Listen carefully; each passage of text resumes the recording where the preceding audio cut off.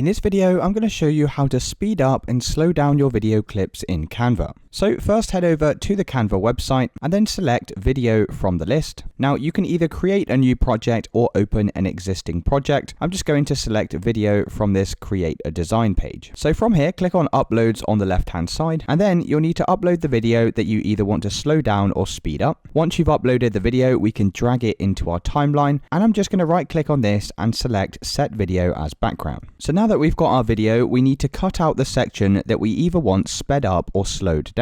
So what we're going to do is just move this playhead to where you want the effect to start. So for me in my video, this is where I want my slow down effect to begin. So what we're going to do is just right click on the video like so and select split page. Now we're going to do the same again for where we want this effect to end. So I'm going to move the playback to around about 10 seconds for my clip, and I'm going to right click again and select split page. So this middle section here is the part of my video that I want to slow down. So what we're going to do is make sure you have the video selected, and then you're going to click on playback in the top navigation. So from here, you can change the speed of your video. At the moment, by default, it's set to 1. But if you want to slow this down, then you can drag this all the way to the left here. So now if I play the video back, you can see that it's now running in slow motion. And we can do the exact same thing if we want to speed up this video as well. Just click on playback again, and then you can adjust this video speed all the way to its maximum. So you can see now it's playing super fast. And it's really as simple as that, guys. That's how you speed up or slow down your video clips in Canva. If you did find this video helpful, then let me know in the comments below, and I'll see you in the next one.